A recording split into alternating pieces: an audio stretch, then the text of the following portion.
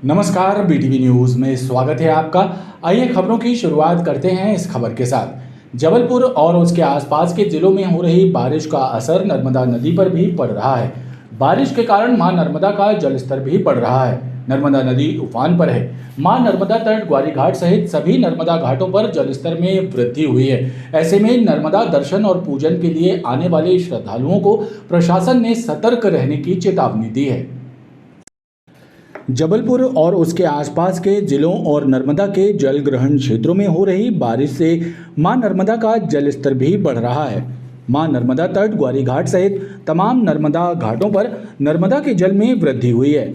नर्मदा तट पर आने वाले दर्शनार्थियों और श्रद्धालुओं को प्रशासन ने सतर्कता बरतने की समझाइश दी है। वहीं नर्मदा घाटों के आसपास काबिज दुकानदारों और घाटों के आसपास रहने वाले लोगों को भी प्रशासन ने सतर्क रहने की समझाइश दी है।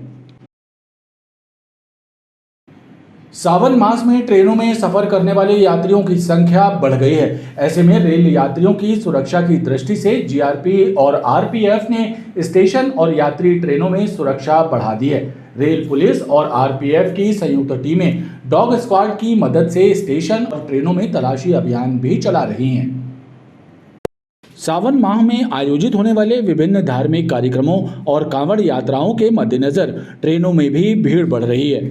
ऐसे में रेल यात्रियों की सुरक्षा के लिहाज से जीआरपी और आरपीएफ भी सतर्क हैं। रेल पुलिस और आरपीएफ का संयुक्त अमला डॉग स्क्वाड की मदद से स्टेशनों और ट्रेनों में तलाशी अभियान चला रहा है।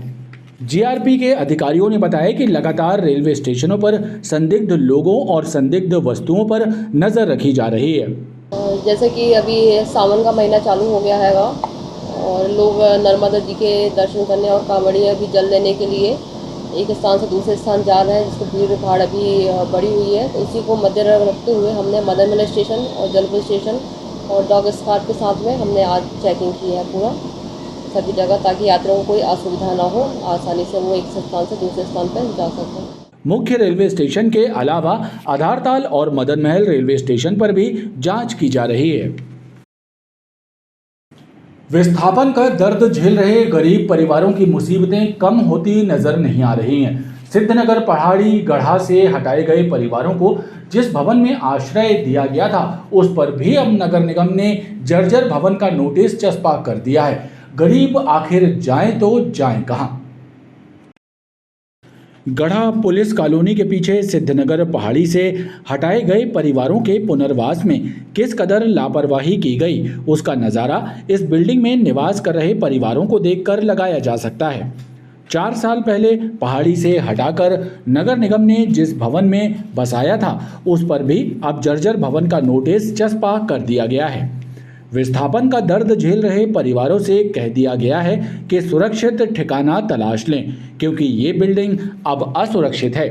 गरीब परिवारों के सामने सवाल आ गया है कि परिवार को लेकर कहां जाएं।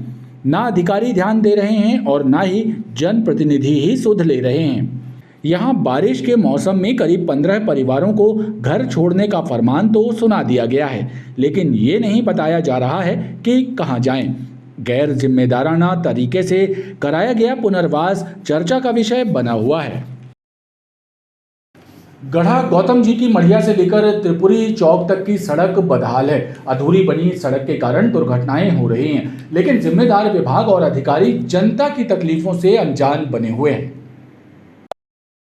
गांव से भी बदतर ये नज़ारा गढ़ा गौतम मढ़िया से त्रिपुरी चौक तक की सड़क का है, जिसे 2 महीनों में बना देने का वादा नगर निगम के अधिकारियों ने किया था, लेकिन साल भर बाद भी हालात जस के तस बने हुए हैं। स्कूल जाने वाले बच्चों को और मेडिकल कॉलेज हॉस्पिटल जाने वाले मरीजों को सबसे ज़्यादा परेशानी उठानी पड़ती है। एक्सीडेंट हो रहे हैं, लेकिन नगर निगम के अधिकारी इस ओर ध्यान तक नहीं दे रहे हैं। सड़क निर्माण का बेहद मंथर गति से चल रहा कार्य लोगों को खून के आंसू रुला रहा है। पूरा व्यापार पूरा ठप पड़ा है। लोगों को आगमन में यातायात में बहुत ही परेशानी का सामना करना पड़ रहा है और स्थिति अभी तक सुधार होती दिख नहीं रही है। और जाने वालों को भी दिक्कत होती है यहाँ पर। यहाँ मेडिकल हैं, स्कूल हैं बहुत सारे, और यहाँ से रोज़ बच्चे आते जाते हैं, एम्बुलेंसें निकलती हैं और स्थिति रोड की जिसकी तस बनी है उनको बहुत परेशानी का सामना करना पड़ता है। पर हम लोग इधर रह रहे, हम लोग परेशानी जानते हैं। ना तो रोड खुली आए और ना वह त्रिपुरी से त्रिगड्ढा तक बनी आए। गड़ा आज भी उपेक्षा का शिकार है, कल भी रहो आज भी रहे। तो क्या दिक्कतें हो रही हैं आप लोगों को? आवे जावे परेशानी इतनी है कि मेडिकल नहीं जा पा रहा, आदमी को पता ही नहीं है रोड कहाँ से है। जाम लगता है। जाम तो सबसे बड़ी समस्या आज भी रही, कल भी है।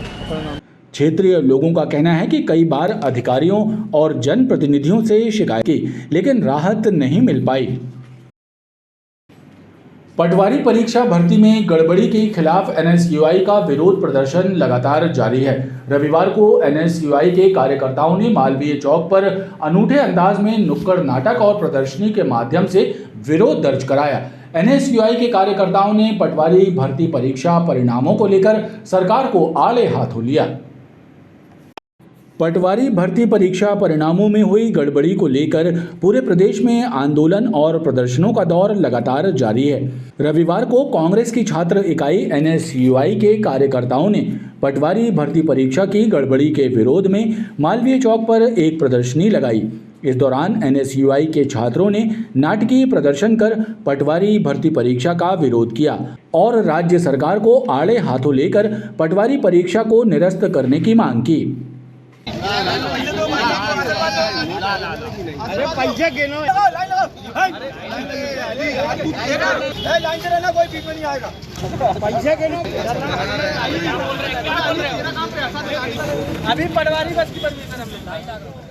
आज भारतीय राष्ट्रीय छात्र संगठन में मध्य प्रदेश में हो रहे जिस तरह से पटवारी में दलाली और भ्रष्टाचार हुआ, उसका एक नाट्यक्रम करके प्रदर्शन किया गया है। यहाँ पर हम लोगों ने एक प्रदर्शनी लगाकर जिस तरह से 15 लाख, 20 लाख और 25 लाख दे के शिवराज सिंह चौहान ने भर्ती करी है, किसी को अंधा बना दिया तो किसी को लूला बना दिया और भर्ती करी है। आज हमने इसका नाट्यक्रम किया, उसी के लिए आज जिला प्रशासन ने हमने पुलिस बल का भी सहयोग मिला है। ये 15 लाख से लेकर 20 लाख, किसी का 2 लाख, जैसे मुख्यमंत्री के खास हो, मंत्रियों के खास हो, उस प्रकार से वो पैसा ले रहे हैं और भर्ती कर रहे हैं। और यदि ये भर्ती जल्द से जल्द निरस्त नहीं की गई तो हम सभी भाजपा विधायक, हम शहर के जितने और जिले के, हम उनका घेराव करेंगे।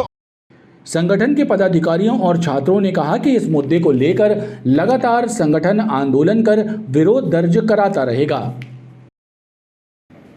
करोड़ों श्रद्धालुओं की आस्था के केंद्र पुण्य सलीला मां नर्मदा की प्राकृतिक ध्वनि और दृश्यों पर आधारित डॉक्यूमेंट्री ध्वनिया नर्मदा की का प्रदर्शन गोल बाजार स्थित शहीद स्मारक प्रांगण में किया गया। 16 मिनट 32 सेकंड की इस डॉक्यूमेंट्री में अमरकंटक से महेश्वर के बीच मां नर्मदा के दृश्यों के साथ मां नर्मदा की प्राकृतिक आवाज को प्रदर्शित किया गया। इस कार्यक्रम में बड़ी संख्या में लोग शामिल हुए।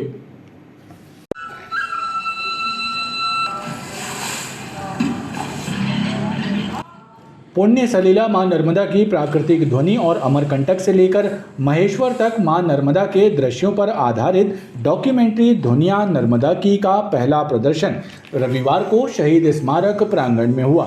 इस कार्यक्रम का शुभारंभ संतजनों की अगुवाई में किया गया। पूर्व कलेक्टर और आईएएस अधिकारी वेद प्रकाश सहित इस कार्यक्रम में बड़ी संख्या में गणमान्य नागरिक और नर्मदा भक्त शामिल हुए। 16 मिनट 32 सेकंड की इस डॉक्यूमेंट्री में मां नर्मदा की प्राकृतिक ध्वनियों को दृश्यों के साथ रिकॉर्ड किया गया है।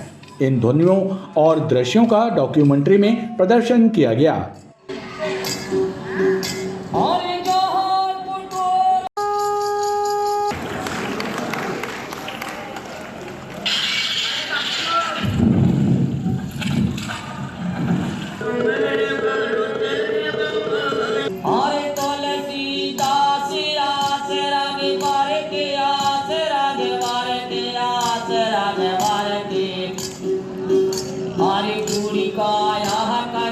वृत्त चित्र डॉक्यूमेंट्री है जिसका नाम है ध्वनिया नर्मदा की।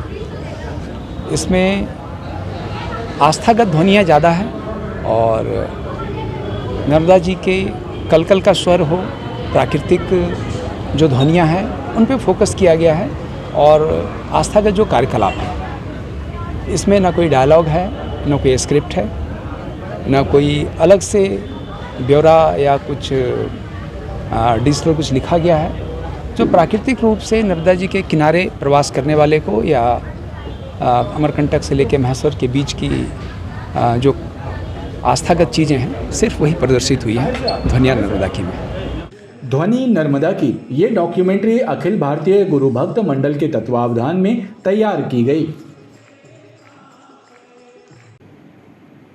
हजरत इमाम हुसैन की शहादत की याद में मनाए जाने वाले मुहर्रम पर्व की तैयारियां शुरू हो गई हैं। संस्कार धानी जबलपुर में ताजियों के निर्माण का कार्य किया जा रहा है। कारीगर इस कार्य को अंतिम रूप देने में जुटे हुए हैं। इस्लाम धर्म में मुहर्रम का महीना बेहद अहम माना जाता है। ये इस्लामिक कैलेंडर का महीना होता है। मुस्लिम समुदाय हजरत इमाम हुसैन की शहादत की याद में मुहर्रम का पर्व मनाता है। संस्कारधानी में मुहर्रम पर्व की तैयारियां शुरू हो गई हैं। पारंपरिक स्थानों पर ताजियों का निर्माण युद्ध स्तर पर किया जा रहा है। गोरा बाजार में बीते 50 वर्षों से मुहर्रम पर्व पर ताजिया स्थापित किया जाता है। यहाँ हिंदू मुस्लिम मिलजुल कर मुहर्रम का पर्व मनाते हैं। बीते 1 माह से यहाँ कारीगर ताजिए का निर्माण कर रहे हैं और ताजिए को अंतिम रूप देने में जुटे हुए हैं। मुहर्रम 19 तारीख से चांद दिखेगा, 1 तारीख की 20 तारीख को 1 तारीख रहेगी और फिर 5 दिन बाद टिपारी घुमाई जाएगी। फिर उसके साथ 2 दिन बाद सवारी निकाली जाएगी। फिर उसके 2 दिन बाद ताजिया शरीफ निकाली जाएगी। ये हम 1 महीने से तैयारी कर रहे हैं। ये अब थोड़ा थोड़ा होके 6-7 दिन में कंप्लीट हो जाएगा। ये मुहर्रम की 9 तारीख को रखी जाएगी। यहाँ से हम लोग घुमाएंगे, सदर घुमाएंगे, सदर से फिर मशीन वाले बाबा से फिर गोरा बाजार वापस। इस्लामिक कैलेंडर की तारीख के हिसाब से इस वर्ष मुहर्रम का पर्व संभवतः 28 या 29 जुलाई को पड़ेगा। मुहर्रम पर्व को देखते हुए मुस्लिम बाहुल्य क्षेत्रों में भी तैयारियां की जा रही हैं। पुलिस की तमाम कोशिशों के बाद भी शहर की सड़कों से वाहनों की चोरी की घटनाओं पर लगाम नहीं लग रही है। गढ़ा थाना क्षेत्र से 2 चोरों ने अनोखे अंदाज में ऑटो की चोरी करने की वारदात को अंजाम दिया। शुक्रवार की रात हुई इस घटना का सीसीटीवी वीडियो भी सामने आया है। ऑटो चालक ने गढ़ा थाने में घटना की रिपोर्ट दर्ज कराई है। गढ़ा थाना पुलिस ने बताया कि आनंद कुंज गढ़ा निवासी संतोष शर्मा ने रिपोर्ट दर्ज कराई कि रोज की तरह शुक्रवार को वो मानस भवन के नज़दीक ऑटो खड़ा करके चला गया था। सुबह ऑटो लेने वापस गया तो ऑटो गायब था। उसने जब आसपास के सीसीटीवी वीडियो खंगाले तो उसमें ऑटो चोरी किए जाने की वारदात कैद थी। पुलिस अब सीसीटीवी वीडियो के आधार पर मामले की जाँच कर रही है। असल FIR हो चुकी है और अब सीसीटीवी फुटेज के आधार पर प्रकरण पंजीबद्ध करके और उसके तलाश और सीसीटीवी सस्पेक्ट हैं जो उसमें सीसीटीवी में आए हैं उनकी तलाश की जा रही है। खबरों का ये क्रम लगातार जारी है। आप देखते रहिए BTV न्यूज़।